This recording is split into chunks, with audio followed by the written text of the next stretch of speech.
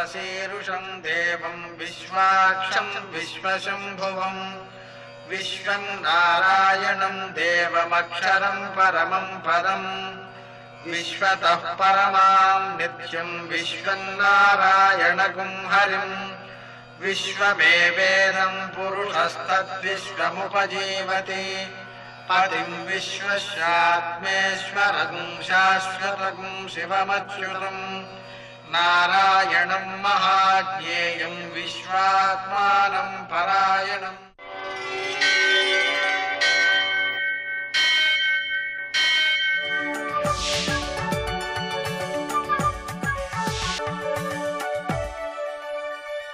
सूर्यशौर्यमथेन्दुरिन्द्रपदवी सन्मङ्गलं मङ्गलम्। लक्ष्मीं क्षीरसमुद्रराजतनयां श्रीरङ्गधामेश्वरीं दासीभूतसमस्तदेववनितां लोकैकदीपाङ्कुरां श्रीमन्मन्दकटाक्षलब्धविभो ब्रह्मेन्द्रगङ्गाधरां त्वां त्रैलोक्यकुटुम्बिनीं सरसिजां वन्दे मुकुन्दप्रियां। सिद्धलक्ष्मीर्मोक्षलक्ष्मीर्जयलक्ष्मीः सरस्वती श्रीर्लक्ष्मीर्वरलक्ष्मीश्च प्रसन्ना मम सर्वदा। నేటి కాలమాన విశేషాలను గమనిద్దాం. స్వస్తి శ్రీ చంద్రమాన జయనామ సంవత్సరం దక్షిణాయనం శరదృతువు కార్తీక మాసం కృష్ణపక్షం శుక్రవారం సూర్యోదయం 6:27 సూర్యాస్తమయం 5:35 తిథి చతుర్దశి సాయంకాలం 6:37 వరకు నక్షత్రం స్వాతి మధ్యాహ్నం 1:01 వరకు వర్జం రాత్రి 6:35 నుంచి 8:14 వరకు దుర్ముహూర్తం ఉదయం 8:41 నుంచి 9:26 వరకు మరల మధ్యాహ్నం 12:24 నుంచి 1:08 వరకు అమృతకాలం తెల్లవారుజామున 4:16 నుంచి 5:52 వరకు రాహుకాలం శుక్రవారం కాబట్టి ఉదయం 10:30 నుంచి 12 గంటల వరకు అష్టగౌర్గ రీత్యా శుభప్రదమైనటువంటి సమయం ఉదయం 7 గంటలకి. ఆ సమయంలో చేసేటువంటి దాన ధర్మాలు ఉత్తమమైన ఫలితాలను అందజేస్తాయి. ముఖ్యమైనటువంటి కార్యక్రమాలను కూడా మనం చేపట్టి ఆ సమయంలో ప్రారంభం చేసుకోవచ్చు. నేటి విశేషం శుక్రవారం లక్ష్మీదేవికి ప్రీతికరం. మనం చేసేటువంటి దానాధికములన్నీ కూడా సత్ఫలితాలను ఇస్తాయి. అమావాస్య కూడా రాత్రి కలిసి వచ్చినందువలన రాత్రి లక్ష్మీ పూజ చేయడం అనేటువంటిది చాలా ఉత్తమ ఫలితాలను అందజేస్తుంది. అమ్మవారి అనుగ్రహం రావాలంటే మనం దానమే చేయాలి. ఆ కారణంగా చీమలకి కాస్త నూక వేయడం, ఆవులకి కాస్త గడ్డి వేయడం, పక్షులకి గింజలు వేయడం ఇవన్నీ కూడా దానాలుగా వస్తాయి. వాటి వలన అనుభవయోగ్యమైనటువంటి సంపద వస్తుంది. ఇంకా ఈరోజు చేసేటువంటి దాన కార్యక్రమాలలో శివలింగం, అలాగే దక్షిణ, బంగారం, విభూతి వీటిని దానం చేయడం ద్వారా శివప్రీతికరంగా అనుకూలమైన ఫలితాలు సిద్ధిస్తాయి. నేటి ఆణిముత్యాలు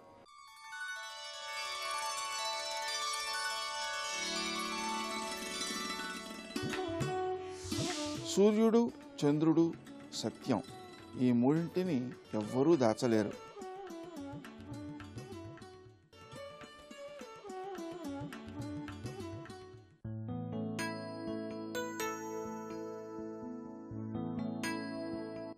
ఓ ఆనందం, ఓ విషాదం ఏది జరిగినా కర్మ అనుకుంటారు అందరూ. కానీ ఏమీ జరగకూడదనే భయంతో వాస్తవాలకి దూరంగా ఉండడమే నిజమైన కర్మ.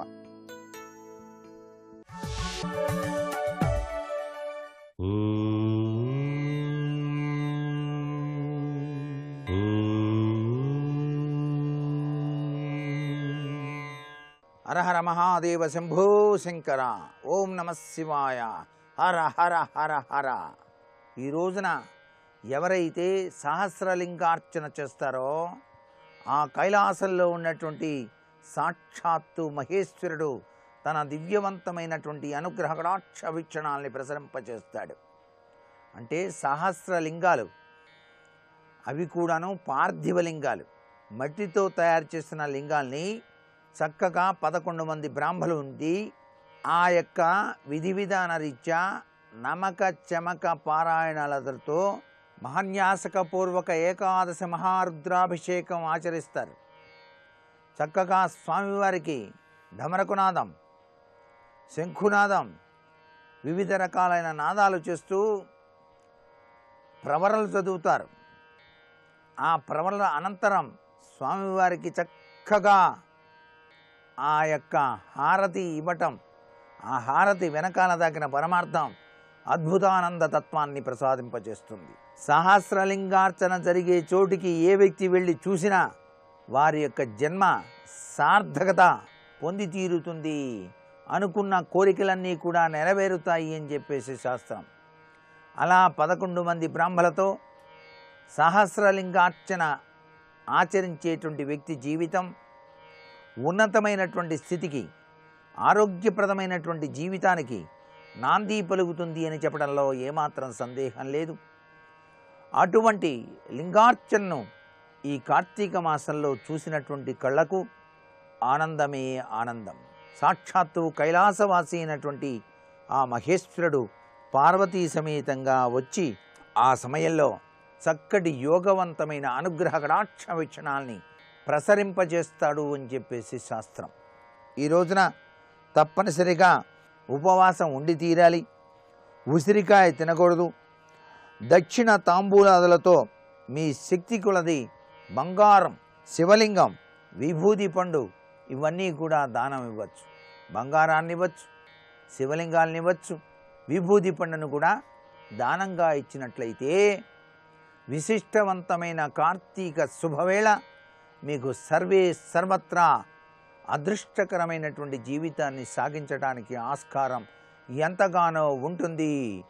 అందరూ కూడాను ఈ సుదినాన సాయం సంధ్యా సమయంలో పార్వతీదేవితో కూడి పరమేశ్వరుడు నాట్యం చేసే వేళ హరహర మహాదేవ శంభో శంకర అని చెప్పేసి మనసారా గనక ధ్యానం చేసినట్లయితే ఆ స్వామివారు తన దివ్యానుగ్రహ తత్వాన్ని ప్రసరింపచేస్తాడు అని చెప్పేసి శాస్త్రం.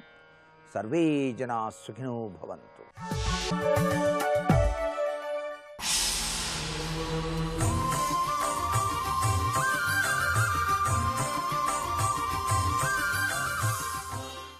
శతక సాహితీ సరస్వతికి నమస్కారం. కాంతా సంమిత దేహ దివ్యరస గంగామౌళి హాలాహలధ్వంతమున్ శశి వన్హి నాగులును సొంపైని అలంకార విక్రాంతుల్గాన్ రమణీయ శిల్పమునిదే కల్పించు నీ రూపమే అంతర్ద్రష్టలకెల్ల గోచరము దేవా నీలకంఠేశ్వర. ఓ నీలకంఠేశ్వర స్వామి, నువ్వు కావ్యస్వరూపుడవయ్యా. కావ్యస్వరూపునిగా పరమేశ్వరుణ్ణి ప్రతిష్ఠిస్తూ దర్శించి మనకు దర్శింపజేస్తున్నారు సామవేదం వారు. కాంతా సంహిత దేహ, వేదం ప్రభు సంహితం అంటారు. ఒక ప్రభువు శాసనం చేస్తే దానికి ఎలా అయితే ఎదురు ఉండదో అటువంటిది వేదవాక్యం. శాస్త్రవాక్యం అది మిత్రుని వలె అది హితోపదేశాన్ని చేస్తుంది. వింటే వింటాడు, వినకపోతే వినకపోవచ్చును. అలా కావ్యం కాంతా సంహితం. తన ప్రియమైనటువంటి భార్య చెప్పినటువంటి మాటలు తప్పకుండా భర్త వింటాడు. అలా కాంత ఎలా అయితే తగిన సమయంలో తగిన విధంగా మృదువుగా మధురంగా చెబితే వినాలని, ఆమె కోసమైనా ఈ పని చెయ్యాలని అనిపిస్తుందో అలా కావ్యం సమాజానికి కాంతా సంహితమై చాలా మృదువుగా మధురంగా రసోపదేశాన్ని చేసి హితాన్ని కలిగిస్తుంది వారికి, సమాజానికి కూడా. అటువంటి ఈ కావ్య లక్షణం ఈ పరమేశ్వరునికి ఉన్నది. కాంతా సంహిత దేహం, సగం భాగం అంతా కూడా శరీరంలో కాంతకి ఇచ్చాడు. ఇంతకన్నా కావ్యస్వరూపుడెవడు? ఈ జగత్కావ్యాన్ని నిర్మాణం చేసినటువంటి ఈ మహాకవి, కవీనాం కవి, కవులందరికీ కూడా కవి అయినటువంటి ఈ పరమేశ్వరుడు ఈ జగత్కావ్యంలో కాంతా సంహిత దేహుడై కనిపిస్తున్నాడు. ఈయన కావ్యస్వరూపుడు.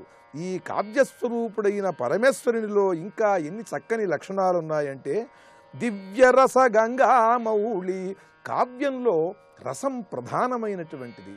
ఆ రసం కూడా దివ్య రసం. అలాగే మంచి ధారతో ఉండాలి కవిత్వం అనేటువంటిది.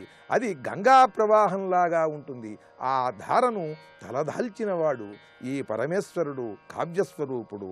హాలాహలధ్వాంతమున్ శశివన్ని నాగులును సొంపై నీ అలంకార విక్రాంతుల్గాన్.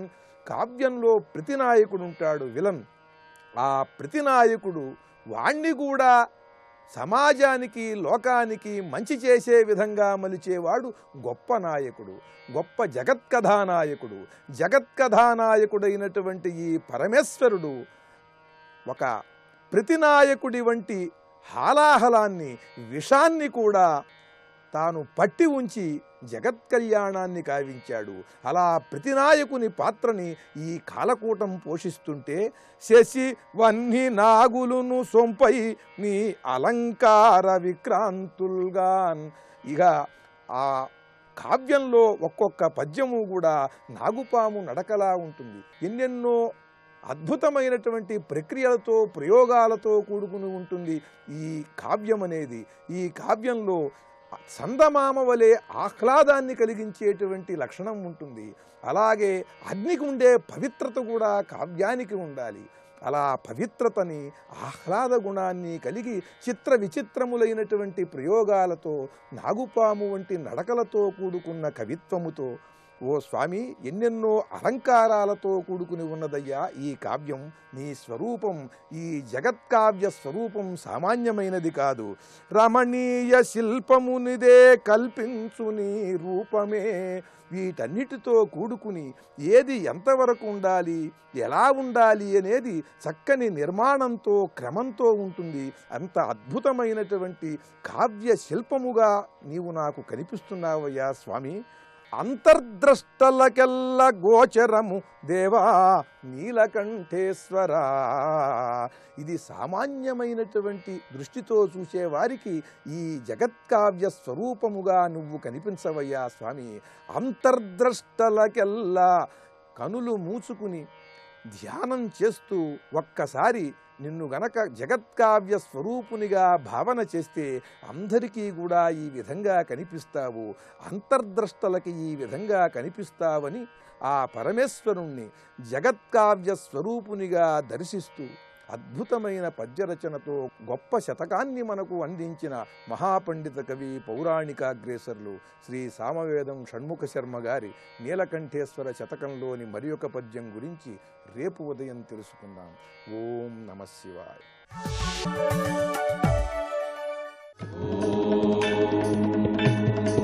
ఆదిలక్ష్మీం జగన్మాతరం భావయే ఆద్యంతరహితం అనంతలక్ష్మీం సదాద్యంతరహితం అనంతలక్ష్మీం సదా.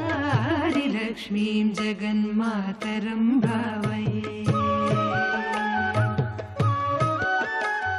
శృత్యై నమోస్తు శుభకర్మఫలప్రసూత్యై రథ్యై నమోస్తు రమణీయ గుణార్ణవాయై శక్త్యై నమోస్తు శతపత్రనికేతనాయై పుష్ట్యై నమోస్తు పురుషోత్తమవల్లభాయై. శివాయ గురవే నమః. శ్రీమాత్రే నమః. శ్రీవిష్ణురూపాయ నమః శివాయ. శ్రీలక్ష్మీనారాయణాభ్యాం నమః. సనత్కుమార్ మహర్షి తపశ్శక్తితో దర్శించి మనకు ప్రసాదించిన లక్ష్మీ సహస్రనామాల్లో 840వ నామం మహాదేవ బలోదయ. ఈ నామానికి వ్యాఖ్యానం చెప్పుకున్నాం. తర్వాతి నామముల వరుస డాకినీడ్య, శాకినీడ్య, సాకినీడ్య, సమస్త జట్, నిరంకుశా నాకివంద్య, షడాధారాధిదేవత. 841వ నామం డాకినీడ్య. నమస్కారంలో శ్రీ డాకినీడ్యాయై నమః అని చెప్పబడుతున్నది. తర్వాతి నామం 842 శాకినీడ్య, శ్రీ శాకినీడ్యాయై నమః. 843వ నామం సాకినీడ్య. నమస్కారంలో శ్రీ సాకినీడ్యాయై నమః. ఈ మూడు నామాలకి ఒక అనుబంధం ఉన్నది. ఈడ్య అంటే స్తుతింపబడునది అని అర్థం. డాకిని ఈడ్య అంటే డాకిని దేవత చేత స్తుతింపబడే తల్లి అని. అదేవిధంగా శాకిని, సాకిని అనే దేవతల చేత కూడా ఆరాధింపబడుతూ స్తోత్రింపబడుతున్న అమ్మవారు అని. అయితే ఇక డాకిని, శాకిని, సాకిని అనేటువంటి మూడు కూడా యోగిని దేవతలు అని తెలుసుకోవాలి. ఇక్కడ ఈ యోగిని దేవతలు అన్నప్పుడు ఈ షట్చక్రాల యందు భాషించేటువంటి అక్షర శక్తులకి ప్రధానమైనటువంటి వారు. డాకిని, శాకిని, రాకిని, హాకిని, లాకిని ఈ నామాలు మనకి లలితా సహస్రనామాలు కూడా కనబడుతుంటాయి. ఇవి అక్షర శక్తులు కూడా. అక్షర శక్తులు యోగ కేంద్రాల యందు భాషించేటువంటి యోగిని దేవతలు అని అంటారు. ఇక్కడ ఈ యోగిని దేవతల చేత ఆరాధింపబడుతున్న పరాశక్తి అని ఈ మూడు నామాలకి కలిపి అర్థం. 844వ నామం సమస్త జుట్. ఇది నమస్కారంలో శ్రీ సమస్త జుషే నమః. ఈ దేవత చేత ఆ దేవత చేత ఆరాధింపబడుతుందని చెప్తూ చివరికి ఏమంటున్నారంటే అందరి చేత ఆరాధింపబడుతూ పూజింపబడుతున్న తల్లి సమస్త జుషే నమః. ఇంకొక అర్థంలో ఈ జుట్టు అనే శబ్దానికి లయము చెయ్యునది అని అర్థం ఉన్నది.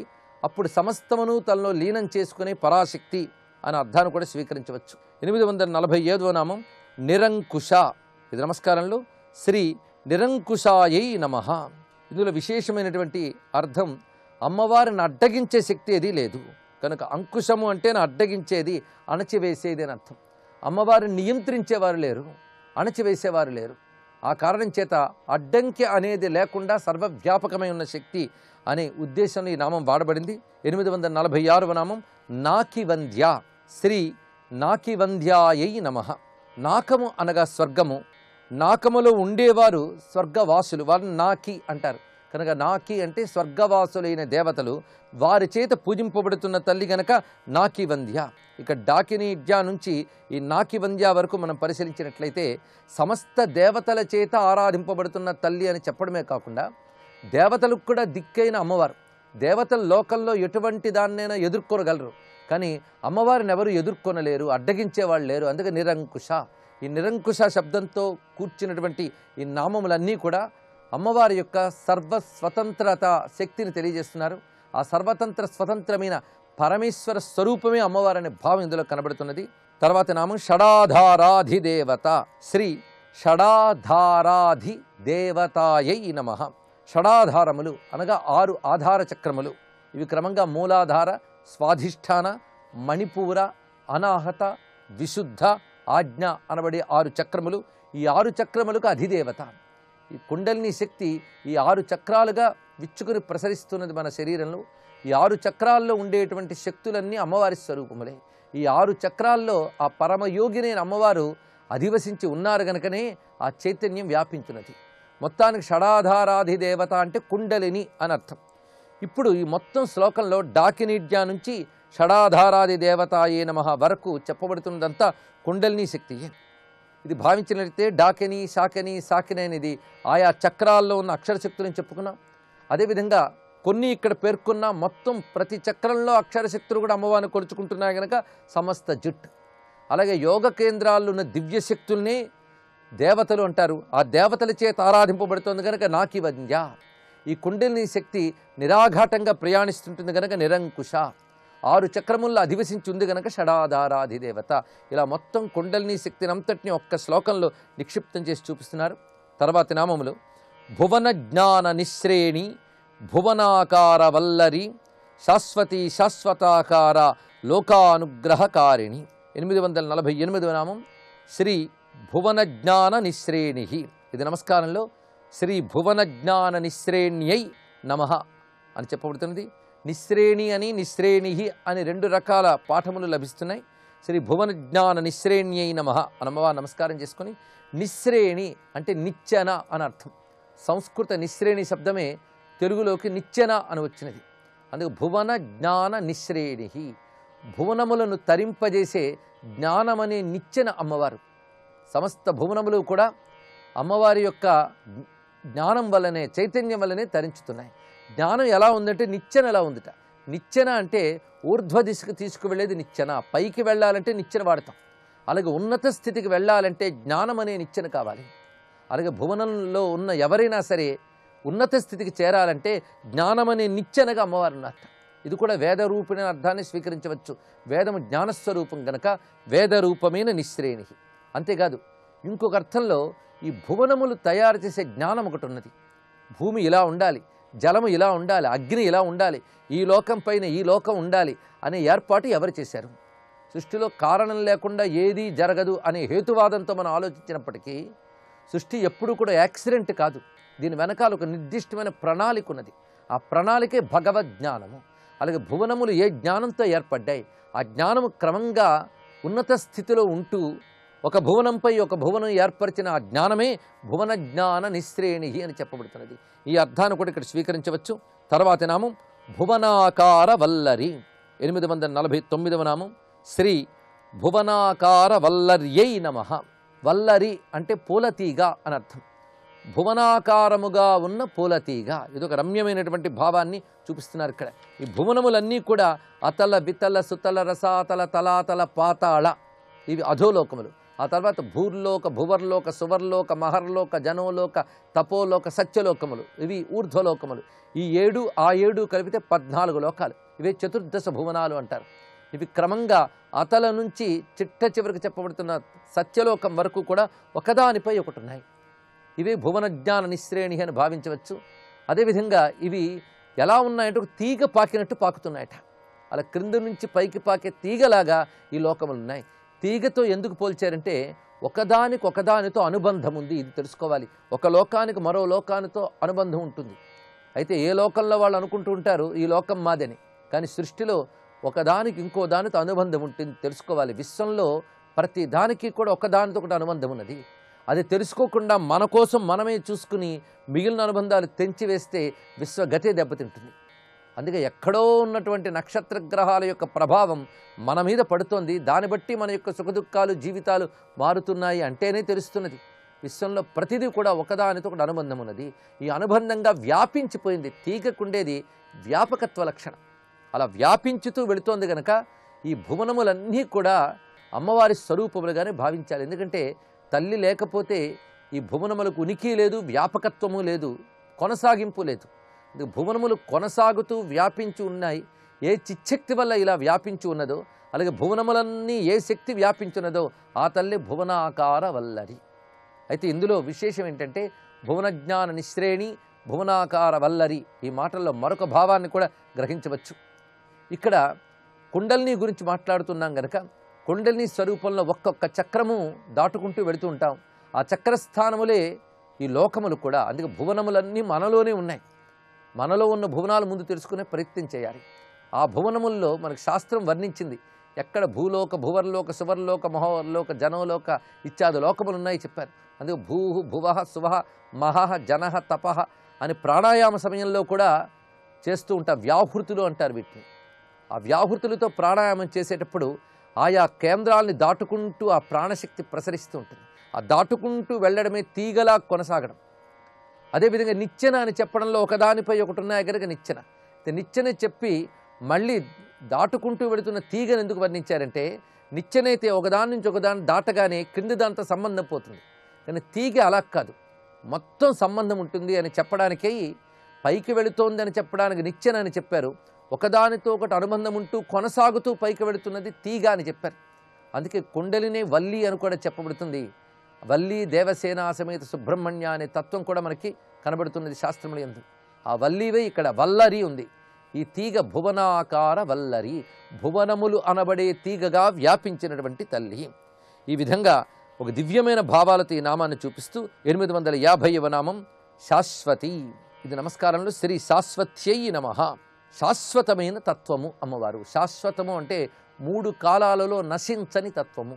భువనములంతటా కూడా చిచ్చక్తిగా అమ్మవారు వ్యాపించారు. కానీ ప్రళయాదుల్లో భువనాలు లయించిపోతాయి, కానీ చిచ్చక్తి లయించదు, అది ఎప్పుడు ఉంటుంది. అందుకు భువనములుగా అమ్మవారు కనబడుతున్నా భువనములతో పాటు నశించకుండా ఉంటున్న తల్లి గనక శాశ్వతి అని చెప్పబడుతున్నది. 851వ నామం శాశ్వతాకార. శ్రీ శాశ్వతాకారాయై నమః. ఇక్కడ శాశ్వతి శాశ్వతాకార రెండూ చెప్పడంలో ఉన్నటువంటి ఆంతర్యం ఏమిటి? శాశ్వతి అంటేనే శాశ్వతమని చెప్తూ ఉన్నారు కదా, మళ్ళీ శాశ్వతాకార ఎందుకన్నారు? ఇది కూడా భావించాలి. శాశ్వతి అనేది తత్వపరమైనటువంటి నామం. శాశ్వతాకార అంటే అమ్మవారి యొక్క స్వరూపాన్ని వర్ణించే నామం. తత్వతః అమ్మవారి శాశ్వతమైన తల్లి. అటువంటి తల్లి ఏ రూపము లేకుండా ఉన్న తల్లి. ఆవిడ రూపం స్వీకరించితే ఆ రూపం కూడా శాశ్వతమైనది. అందుకే సర్వే నిత్యాః శాశ్వతాశ్చ దేహాస్తస్య పరాత్మనః హానోపాదానరహితాః నైవ ప్రకృతిజా క్వచిత్ అని పురాణములు చెప్తున్నాయి. అందుకు ప్రకృతి వికారములు లేని దివ్యమంగళ విగ్రహములు అమ్మవారు ధరించారు. అవి సర్వకాలాల్లోనూ ఉంటాయి. ఒక భగవంతుడు తపస్సు చేసిన వారికి ప్రత్యక్షమయ్యాడంటే అప్పుడే వచ్చాడని కాదు, ఎప్పుడూ ఉన్నవాడే. అలాగే అమ్మవారి దివ్యమంగళ విగ్రహములు శాశ్వతమైన ఆకారము కలిగినటువంటివి. అటువంటి తల్లికి నమస్కరిస్తూ సర్వం శ్రీమాతృ చరణారవిందార్పణమస్తు.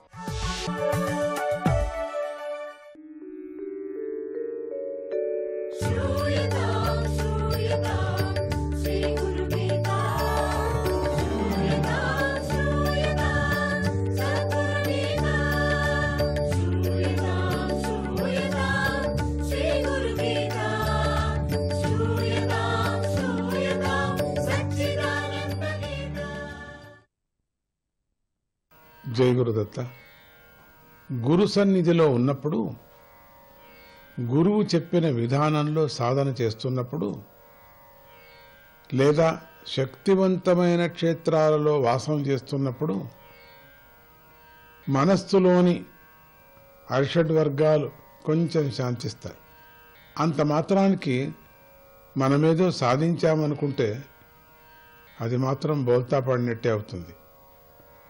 గురు అనుగ్రహం వల్ల నాకిది సిద్ధించింది అని సంతోషించాలి. కామక్రోధాదులకు మూలం అజాగ్రత్తే కదా. కొంతమంది మితిమీరిన ఆత్మవిశ్వాసం, దాన్ని ఓవర్ కాన్ఫిడెన్స్ అని అంటారు. అట్లా ఉంటారు చాలామంది. అంటే దేన్నైనా ఎదుర్కోగలమనే ధీమా చూపిస్తూ ఉంటారు, కానీ చివరికి దెబ్బతింటారు. విశ్వాసం మంచిదే, కానీ అతి విశ్వాసము గర్వము మంచివి కావు. అవి కర్తవ్యాన్ని చెడగొట్టి మనిషి పతనానికి దారితీస్తాయి, సాధనను తప్పుదోవ పట్టిస్తాయి. సాక్షాత్ నారదుడికే ఒకసారి అలాంటి అనుభవం ఎదురైంది. నారద మహర్షి ఒకసారి సంచారం చేస్తూ చేస్తూ కామదహనం జరిగినటువంటి స్థలానికి చేరుకున్నాడు. అంటే శివుడు మన్మథుడిని దహించిన ప్రదేశం అది. ఆ క్షేత్రంలో నెలకొని ఉన్నటువంటి ప్రశాంతత ఆయన మనస్సును ఆకట్టుకుంది. కొంతకాలం పాటు అక్కడ తపస్సు చేయాలని నిశ్చయించుకున్నాడు నారదుడు. నారదుడికి తపస్సు నిర్విఘ్నంగా సాగిపోతోంది. ఆ సమయంలో తపస్సుని భంగం చేయాలని కొందరు అప్సరసలు ప్రయత్నించారు, కానీ వారి యొక్క ప్రయత్నమంతా విఫలమైపోయింది. తన తపస్సు భంగం చేయాలని ప్రయత్నించిన వారి మీద నారదుడికి కోపం కూడా కలగలేదు. సంతోషంగా తపశ్చర్య పూర్తి చేసి నారదుడు ఏం చేశాడు, సరాసరి కైలాసానికి వెళ్ళాడు. అక్కడ ఊరికే ఉండకోకుండా తాను కామక్రోధాదులను జయించానని గర్వంతో శివుడి ముందు ప్రగల్భాలు పలికాడు. శివుడంతా విని నవ్వి ఊరుకున్నాడు. ఏం చెప్పలేదు. అవునా సరే అనుకోని చెప్పలేదు, సరిలేదు అని కూడా చెప్పలే, నవ్వుతూ ఊరికే ఉండిపోయాడు. తర్వాత బ్రహ్మ వద్దకు వెళ్ళి ఈ విధంగానే గొప్పలు చెప్పాడు. ఆయన కూడా మౌనమే వహించాడు, మెచ్చుకోలేదు. చివరకు వైకుంఠానికి వెళ్ళి విష్ణువు ముందు, దేవా నేను కామక్రోధాలను జయించాను అన్నాడు. ఏదో పెద్దగా తానే ఏదో సాధన చేసినట్టుగా. నిజానికి నారదుని ముందు అప్సరసల ఆటలు సాగకపోవటానికి పెద్ద కారణమే ఉంది. నారదుడు తపస్సు చేసిన చోటు కామదహన క్షేత్రం అని చెప్పుకున్నాం కదా. అది ఈశ్వరుడు తపస్సు చేసిన స్థలం. అందువల్ల ఆ చోట ఎలాంటి వికారాలు కలగవు. ఆ క్షేత్ర మహిమ వల్లనే నారదునికి ఎలాంటి తపోభంగం కూడా కలగలేదు. తపస్సు సాగుతూనే ఉంది, సాగించాడు కూడా. ఈ విషయము బాగా తెలిసినటువంటి విష్ణువు నారదునిలో కలిగినటువంటి అహంకారాన్ని తొలగించడానికి నారదుని పరీక్ష చేశాడు. నారదుడు వెళ్లే మార్గంలో ఒక సుందరమైన రాజభవనం కనిపించింది. అది అంబరీషుడనే రాజుది. ఆయన కుమార్తె శ్రీమతి అత్యంత సౌందర్యవతి. ఆమెను చూస్తూనే నారదుడు మోహితుడై ఆమెను వివాహం చేసుకోవాలనుకుంటాడు. విష్ణు రూపం తనకు రావాలని కోరుకుంటాడు. చూడండి, అదే సమయంలో నారదుని మేనల్లుడైనటువంటి పర్వతుడు కూడా శ్రీమతిని వివాహం చేసుకోవాలని అక్కడికి వస్తాడు. అంబరీషుడు తన కుమార్తె స్వయంవరంలో ఎవరిని వరిస్తుందో వారికే ఆమెనిచ్చి వివాహం చేస్తానంటాడు.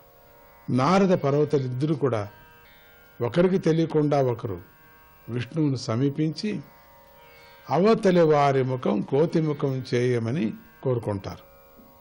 చూస్తామా కోతి ముఖం ఎట్లా అవుతుందో ముందుకి. జై గురుదేవ్.